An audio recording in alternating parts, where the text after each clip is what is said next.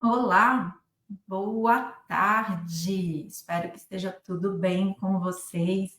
Eu sou a Luciana e estava muito ansiosa para conversar com vocês sobre esse tema, sobre essa atualização da Resolução 35 de 2007, que trouxe aí bastante novidades. Fiquei bem feliz com essas novidades, bem ansiosa. Então, gente, a live o Instagram costuma derrubar em 1 hora. Então, eu prometo que eu consigo terminar um pouquinho antes, até para me despedir, para acompanhar os comentários, as dúvidas que vocês tenham. E aí vocês podem colocar aqui no chat, tá bom? Então, vamos lá, vamos começar. As pessoas vão entrando. Se você quiser também já compartilhar e convidar mais pessoas para que todos tenham conhecimento do que está acontecendo, dessas novas mudanças maravilhosas, muito embora algumas coisas que estão aqui eu já comentava tanto na pós que eu coordeno, quanto nos cursos que eu já fiz. Então, para alguns, isso já não é tanta novidade, mas vamos lá.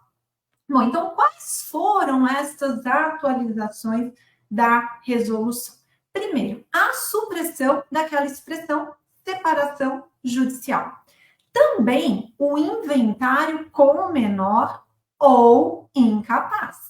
O inventário com testamento, a venda de bem sem aquela necessidade de pedir ordem judicial e a escritura pública de separação de fato. O nosso objetivo aqui dessa live é a questão do inventário. Comecei a receber bastante perguntas sobre isso, mas eu quero tentar rapidinho falar sobre os outros pontos. Se não der, depois a gente faz uma nova live, ou aqui, ou no YouTube, o que vocês acharem que fica mais confortável. Então, aceito aí a opinião de vocês. Então, só para a gente começar, essa supressão da expressão separação judicial. Lembra do tema 1053, que foi julgado pelo STF, que definiu que a separação judicial não existia mais no nosso ordenamento jurídico? Ele só veio regularizar isso. Só para lembrar, se tem alguém aqui que não é da área jurídica, pessoas que são separadas judicialmente permanecem com esse estado civil, tá? Não houve nenhuma modificação. Se quiser casar, vai precisar entrar com a conversão da separação em divórcio, tá? Então, para quem não é da área, é basicamente isso que aconteceu. O tema, como ele extinguiu a separação judicial do nosso ordenamento, simplesmente essa alteração fez excluir as palavras, o termo expressão judicial. Nada além disso. E aí vamos entrar na questão do inventário com menor. Que interessante, está lá na atualização no artigo 12A. Então, eu posso fazer um inventário por escritura pública, então um inventário extrajudicial, mesmo que eu tenha um herdeiro menor ou um herdeiro incapaz, desde que, claro, todos estejam de acordo. Essa regra não mudou. O que é o diferente aqui? E é isso que a gente tem que ficar atento e posicionar os nossos clientes. Tem que ser reservado para esse menor ou para este incapaz o quinhão de cada bem que for inventariado. Então, tem nesse inventário 10 bens, entre imóveis, veículos, contas bancárias. Então, cada um desses bens, o quinhão deste menor deve ser reservado. Lembra que a gente pode fazer aquelas partilhas desiguais no judicial? Geralmente a gente faz isso até no extrajudicial, para que não fique aquele condomínio de herdeiros. Aqui não, aqui eu preciso deixar cada quinhão do menor para ele. Então, 5 imóveis, o quinhão dele, ele terá nos 5 imóveis, tá? Isso tem que ser observado, tá bem previsto, muito claro isso na norma. Além disso, terá manifestação do Ministério Público. É ele que vai dizer se está ou não de acordo, se a divisão foi ou não justa.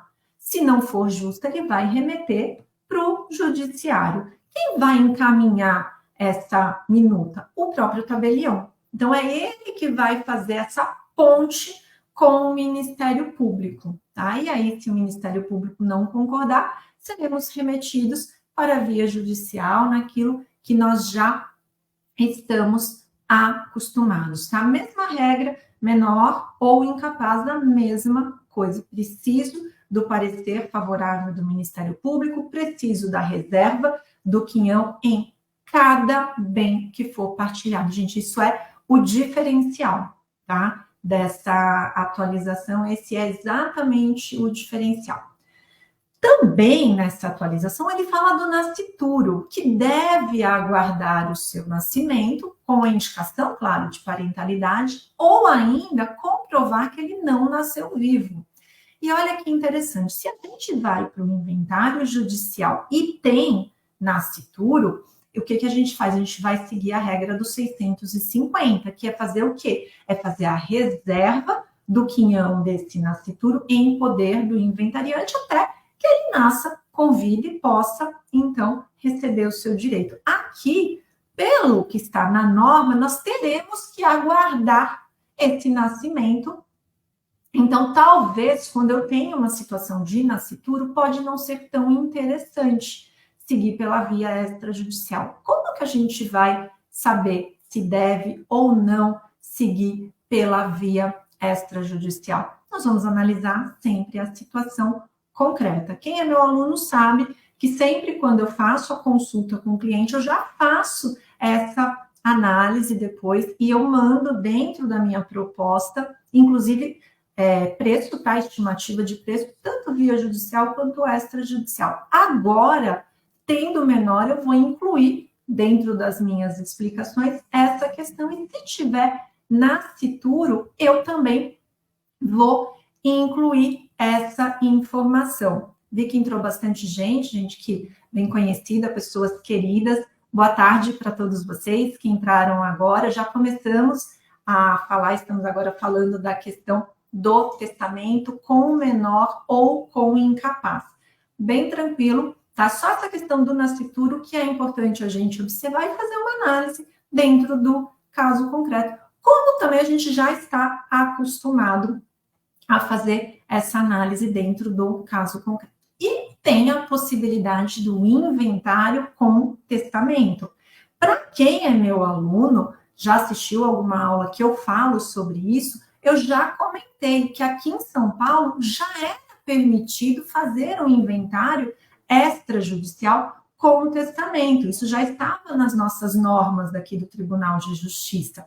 O que eu precisava? Eu precisava, claro, fazer a abertura do testamento via judicial. Isso não mudou, tá? Então, pedi toda a documentação.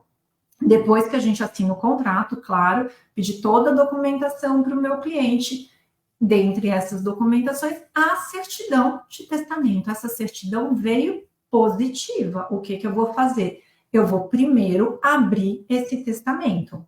Abri esse testamento, fiz todo o processamento dessa abertura, aí vai ser emitida uma certidão de testamento. E o juiz, geralmente, ele já coloca na sua decisão a possibilidade do inventário extrajudicial, se todos forem maiores e capazes. Isso ele já colocava, porque a gente precisa dessa autorização do juiz. Qual é a diferença?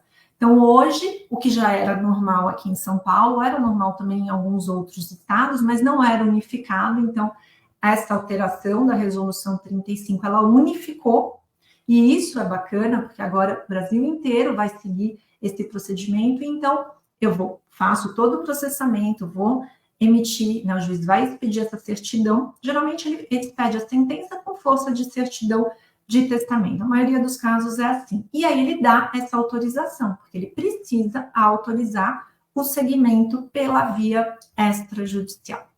E aí a dúvida, posso fazer inventário extrajudicial com testamento e com menor ou com incapaz?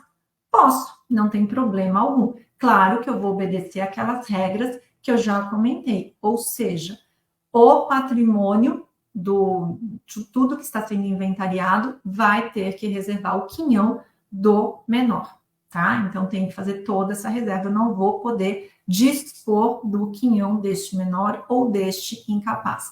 E aqui, se o tabelião ele tem qualquer dúvida sobre a possibilidade desse testamento extrajudicial, ele vai remeter para o juiz competente. Só lembrando, é obrigatória a presença de advogado, tá? A gente não pode esquecer desse ponto. Agora, tem um outro ponto que é bem interessante que constou nessa atualização. Se tem nesse testamento qualquer cláusula que reconheça filho ou outras cláusulas que são irrevogáveis, eu não vou poder seguir pela via extrajudicial. Aí, obrigatoriamente, eu tenho que ir para a via extrajudicial. Lembra, quem já estudou comigo, que eu sempre falo, o reconhecimento de filho em testamento, ele é irrevogável. E é sempre o exemplo que eu dou. Eu reconheci o filho no primeiro testamento. Depois, esse falecido, ele fez ao longo da vida dele mais 10 testamentos e todos estes 10 testamentos revogaram os testamentos anteriores. Está tudo revogado. Tudo que é possível revogar realmente está revogado. Porém, esta cláusula lá do primeiro testamento, que ele reconheceu o filho, ela segue sendo irrevogável, tá? E aí, nesse caso, se eu tenho uma cláusula dessa, a atualização ela é muito clara, ela manda remeter para a via judicial. Então, aí nós teremos que seguir pela regra extrajudicial. Companheiro pode ter sua ameação reconhecida se todos os herdeiros concordarem, e se eles forem, claro, maiores e capazes. Se tem menor, se tem incapaz, sempre obedecendo a regra do 12A, que é o que nós já comentamos. Também ele pode, de repente, esse companheiro, e a gente tem aquelas regrinhas de concorrência da sucessão, ele pode ser reconhecido como herdeiro. Também se os demais sucessores reconhecerem a união estável. Mas não é só isso. Também, se esta união estável estiver reconhecida por uma sentença judicial, por uma escritura pública ou um termo declaratório devidamente registrado nos termos do provimento 149 de 2023. Já falei isso nas minhas aulas sobre o registro da união estável, da importância do registro da união estável perante terceiros. Está exatamente buscando esse registro da união estável e aí você pode fazer esse reconhecimento extrajudicial do companheiro nesta qualidade de herdeiro. Deixa eu só ver se tem alguma pergunta. Sim, a revista Fator Jurídico, muito importante mesmo a manifestação do MP, senão não teria condições.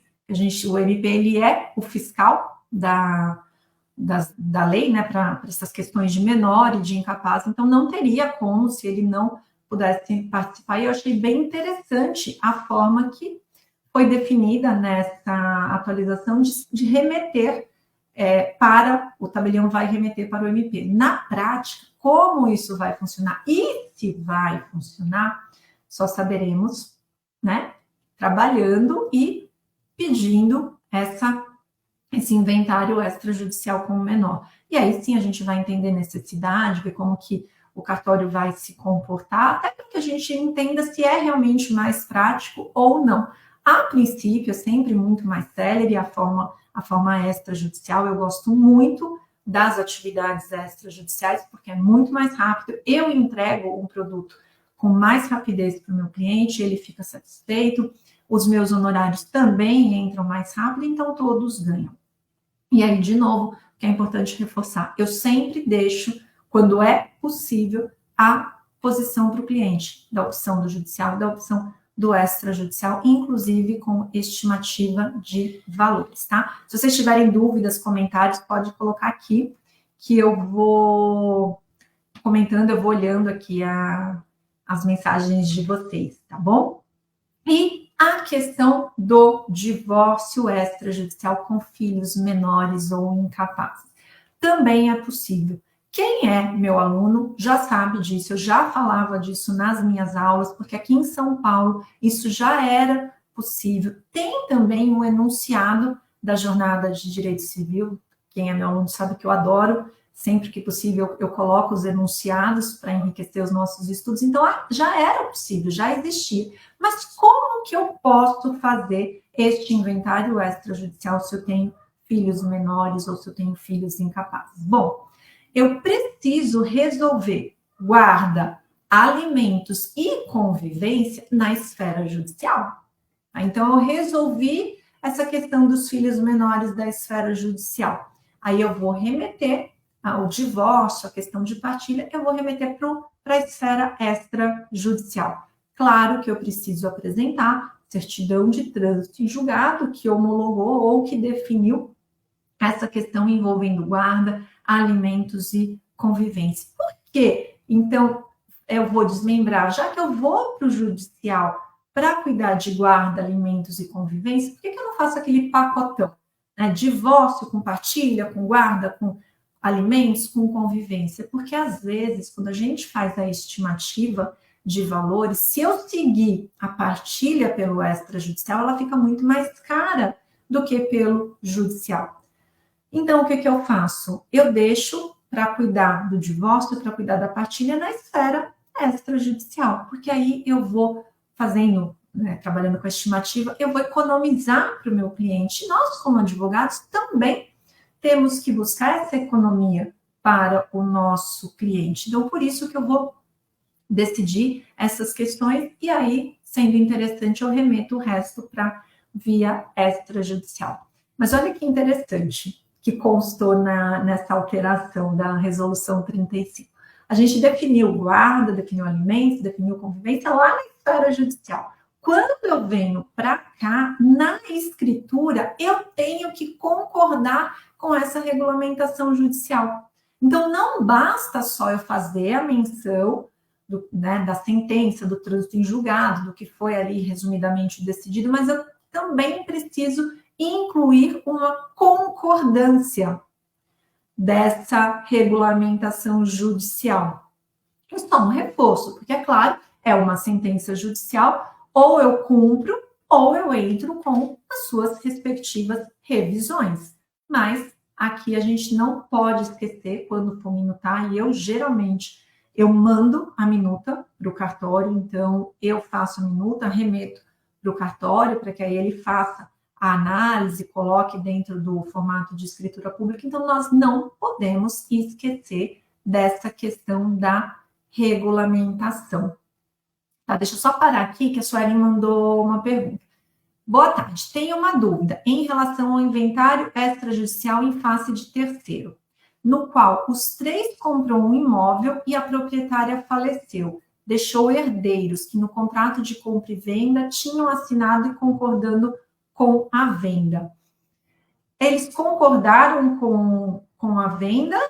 Eu não entendi muito bem, Sueli, a sua pergunta. Vou tentar responder com o que eu acho que eu entendi. Se não for isso, você manda de novo. Então, tinha ali, a falecida, ela era proprietária, e o contrato de compra e venda, a proprietária assinou esse contrato com a anuência dos herdeiros. Se for isso, eu nem precisaria, se era só dessa proprietária, tá? E aí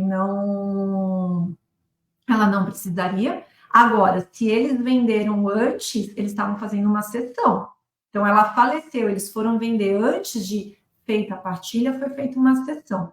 Tem também, dentro da alteração, que se terceiro, não sei como ele vai ter este acesso à minuta, não ficou muito claro isso na resolução, mas se ele também não concordar, ele também pode pedir para remeter para o juiz competente. Isso não ficou muito claro como que vai se dar isso, então a gente ainda vai ter que entender como que vai ser essa presença desse terceiro se manifestando contra. Sueli, eu não sei se foi isso que você quis perguntar, se não foi, coloca de novo aqui que eu respondo, tá bom? Aí eu volto aqui no chat para responder. Então, deixa eu voltar aqui pro divórcio. Então, na minha minuta, eu vou, além de apresentar toda a questão que foi definida judicialmente sobre guarda, alimentos e convivências, eu vou incluir essa concordância com essa regulamentação judicial.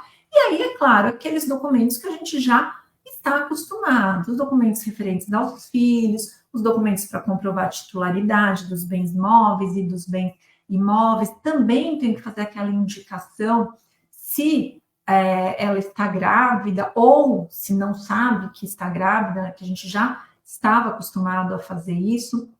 E também posso continuar fazendo o divórcio extrajudicial por procuração, não tem problema nenhum. Procuração segue sendo pública, com poderes especiais, e ela tem uma validade de 30 dias, tá? Então, isso daqui é na questão do divórcio extrajudicial.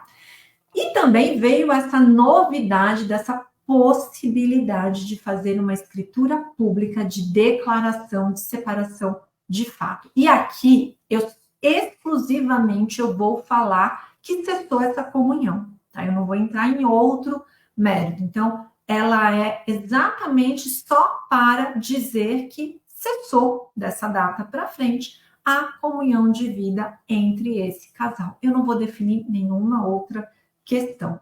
E aí, eu tenho que juntar alguns documentos. Manifestação de vontade que ambos desejam essa separação de fato. Também tenho que apresentar documentos dos filhos, também documentos referentes ao patrimônio, seja ele bem móvel ou bem imóvel, e aquela declaração dizendo da inexistência ou do desconhecimento da gravidez. Por que é importante esse documento? Porque quando eu tenho a separação de fato fixada, eu tenho que o fim do regime de bens.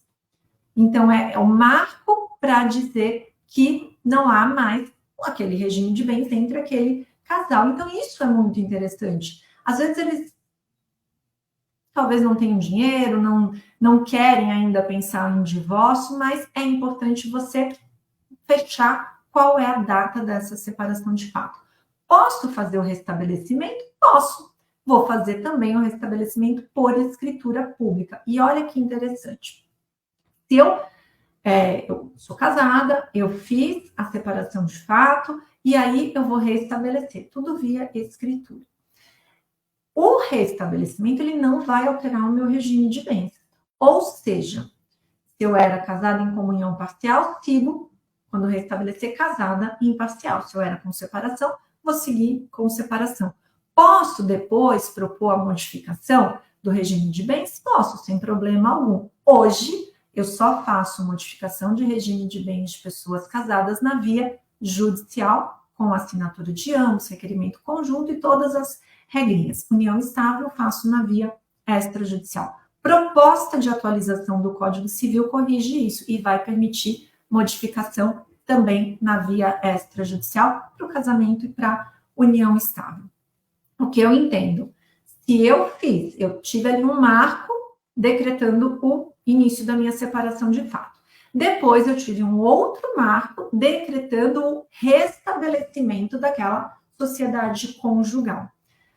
No divórcio, posteriormente eles vão se divorciar, eu entendo e eu sustentaria isso na minha defesa, que neste período em que eles estavam separados de fato, eu tentaria sustentar que nesse período os bens são incomunicáveis. Mesmo tendo a norma dizendo que não altera o regime de bens.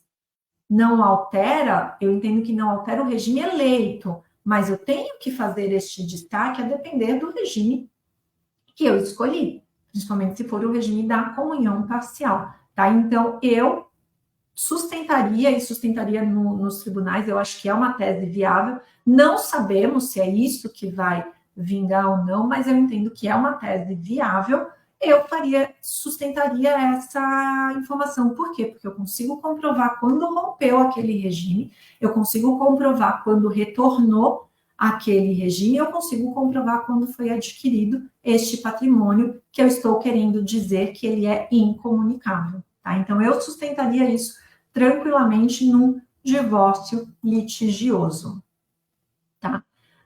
Deixa eu voltar aqui na mensagem da senhora. Todos concordaram com a venda e o cartório disse que tinha que ter inventário. A venda foi antes da morte.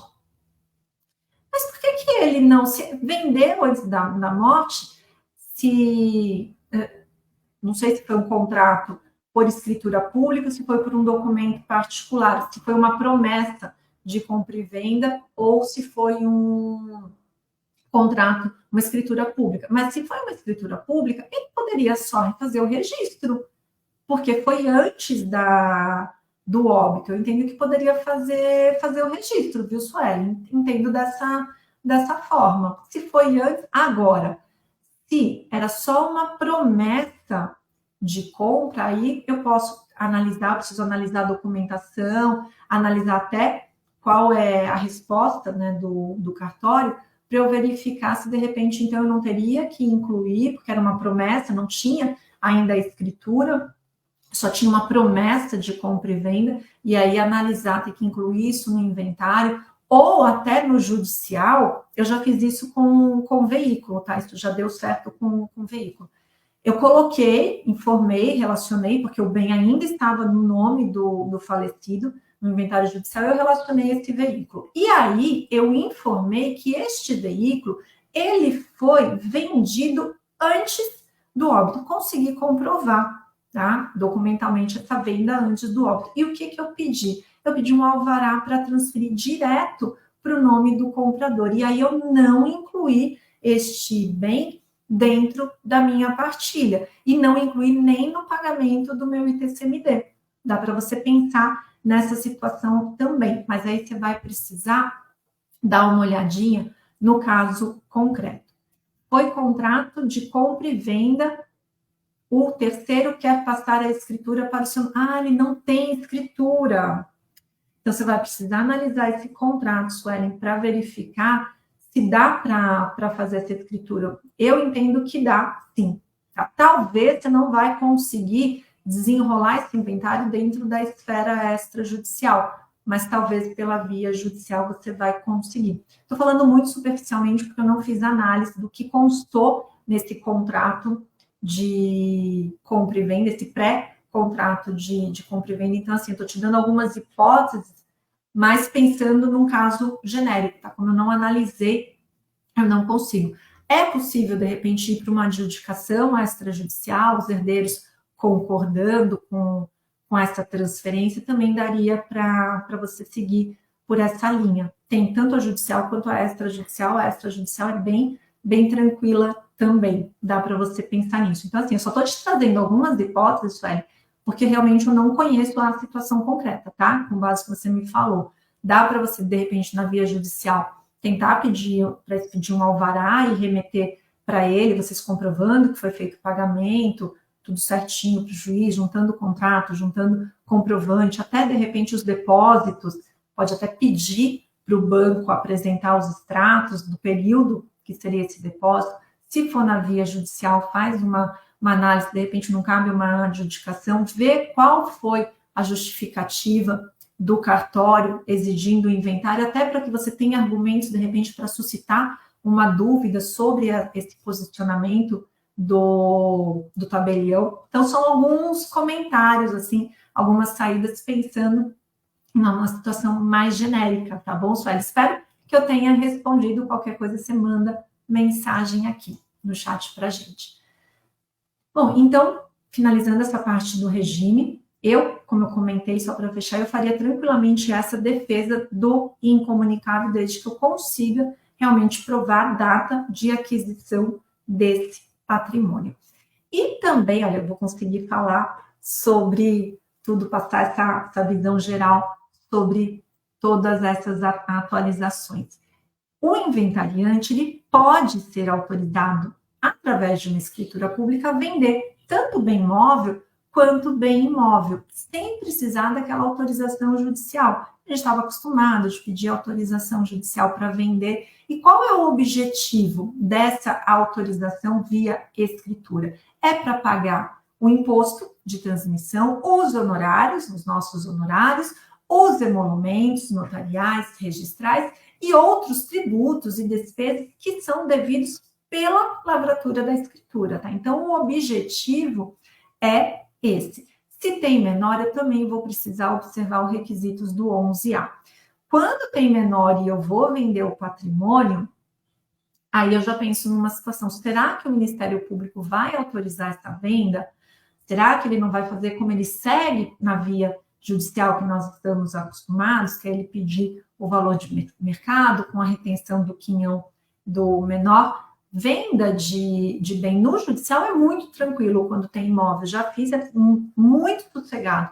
Eu peço para o juiz a venda, informa que tem menor, geralmente ele pede para apresentar 3 valores de mercado desse imóvel, e aí vai ficar retido, então, ainda que vai vender para fazer o pagamento, a gente vai reter a parte do menor, ou a depender da situação, vai fazer os pagamentos e vai pagar a diferença, e também sempre analisando o caso concreto, mas é possível. Aqui é que eu fico um pouquinho na dúvida como o Ministério Público vai se comportar. Se tiver menor, e ele vai ter direito ao quinhão deste imóvel que eles estão querendo vender somente para esse pagamento. Se o Ministério Público vai concordar, é claro, gente, eu vou precisar apresentar, discriminar quais são as despesas. Então, 20 mil para o advogado, 5 mil para a escritura, estou só chutando valores, tá? 4 mil de imposto,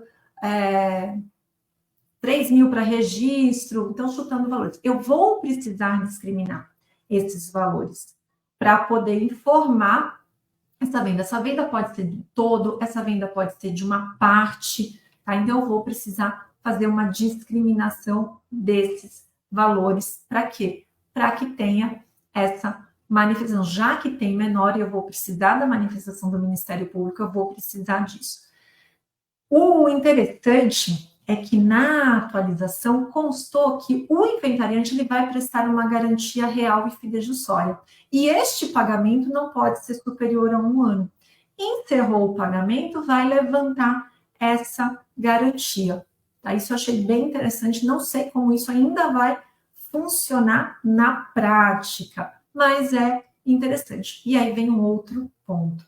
Será que o inventariante vai querer prestar uma garantia real para poder fazer a venda? A gente também tem essa questão. Geralmente, quando eu vou para o judicial e eu peço venda, não tenho essa garantia.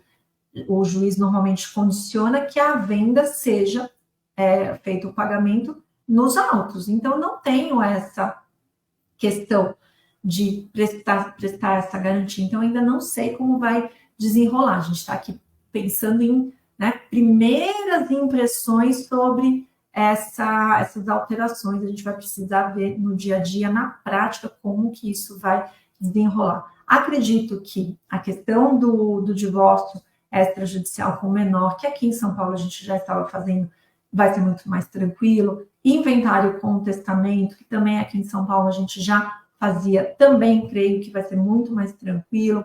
Essa certidão, essa declaração de separação de fatos, também não vejo grandes problemas, mas esses detalhes da venda, principalmente quando eu tenho menor, talvez ainda vai ficar um pouquinho mais complicado e a gente vai precisar verificar como que vai andar isso para saber se vai funcionar, se não vai, se a gente vai ter algum problema na prática ou não, tá? Então, muito resumidamente, são essas as primeiras impressões. Eu estou bem feliz com essa resolução, eu sou uma apaixonada pela advocacia extrajudicial, pela advocacia consultiva, então, assim, muito apaixonada mesmo, fiquei feliz.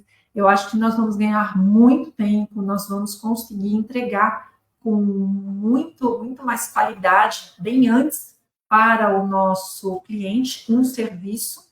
Então, isso é muito bacana. A princípio, vamos ver quando começar, porque ainda não foi publicada, tá? Então, se você entrar agora na resolução 35, estas alterações ainda não estão constando. Entrei hoje para ver, ainda não estão constando. Por quê? Porque elas ainda não foram publicadas. Elas já foram aprovadas, mas não foram publicadas. Então, a gente está aqui se antecedendo a isso.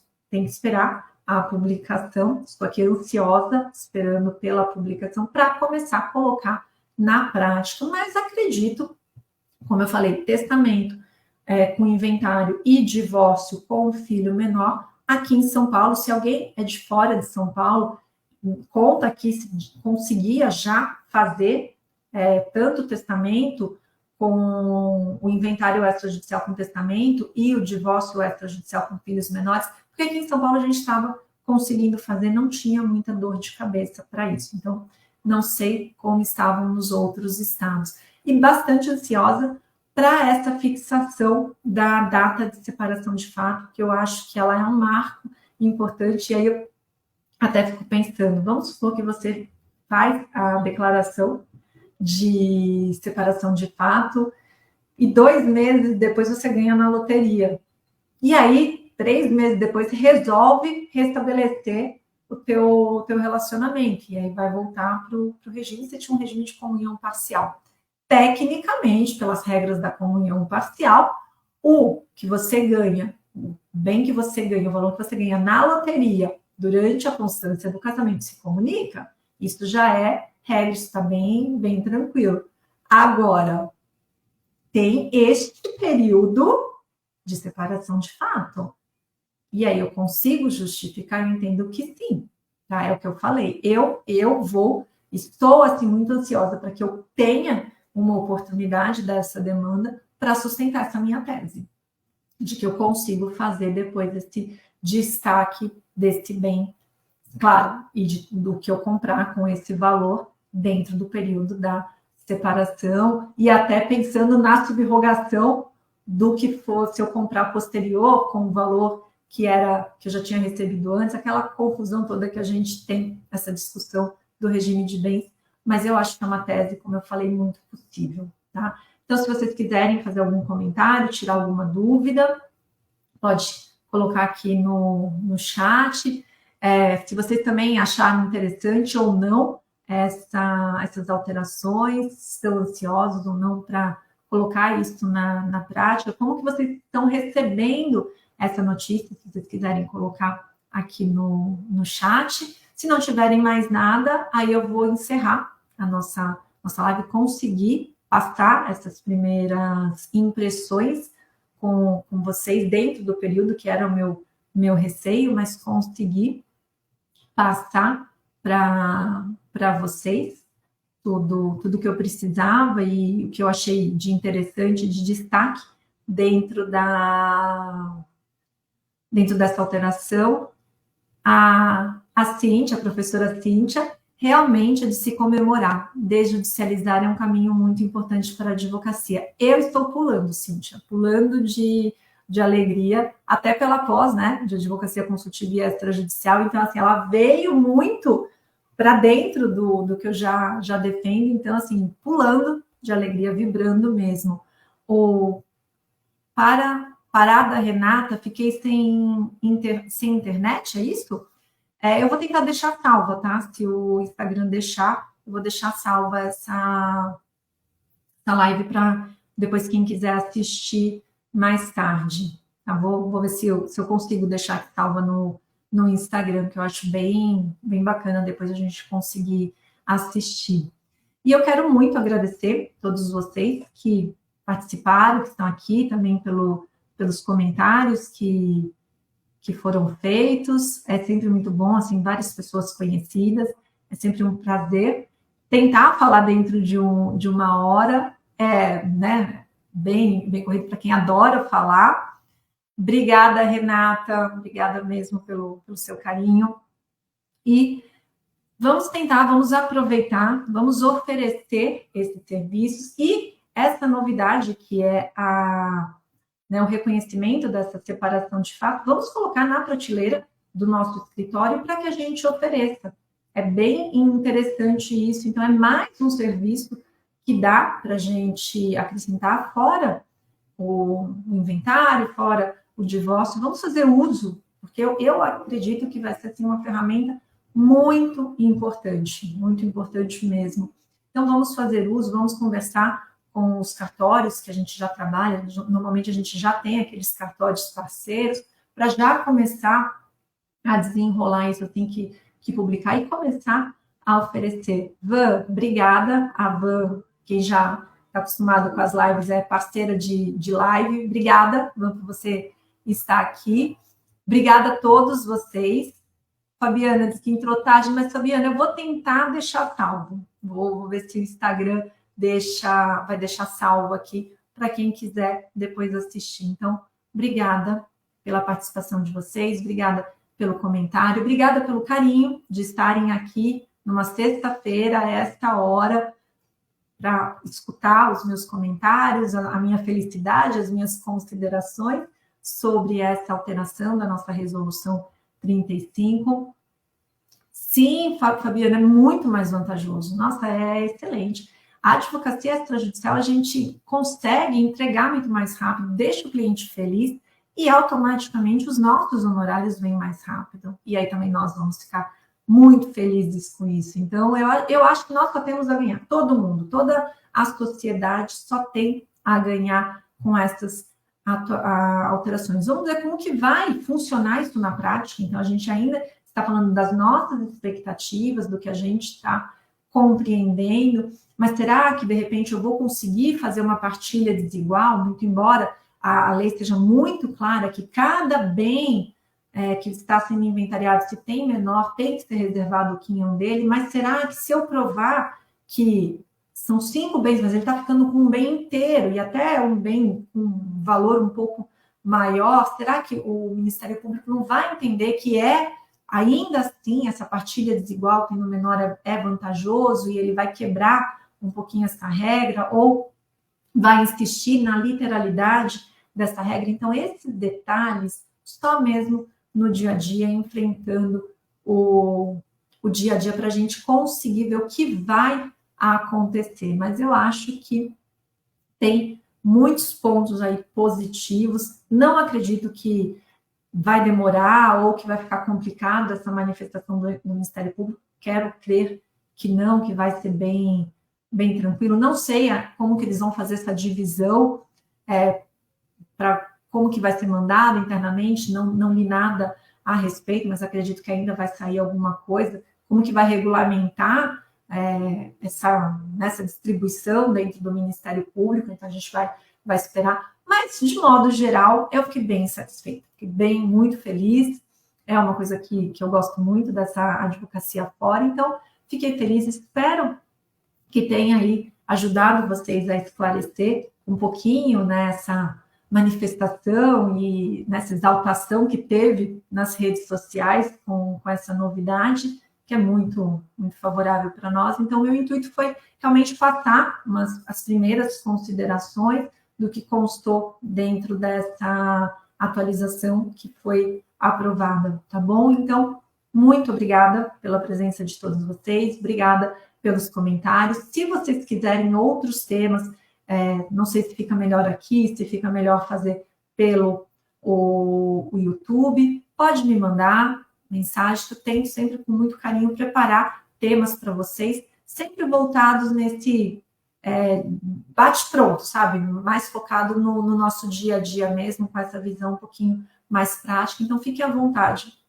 Pode me mandar se estiver ao meu alcance. Se não estiver, eu posso tentar chamar alguém que entenda da área para poder conversar com vocês e a gente vai trocando ideias, vai trocando aí experiências, que isso é muito gostoso. Então, obrigada a todos vocês. Vou encerrar. Obrigada a participação, mais uma vez, obrigado pelos comentários e espero vocês numa nova oportunidade, numa nova chance de fazer outros debates e outras conversas aqui no Instagram. Bom, obrigada e até uma próxima.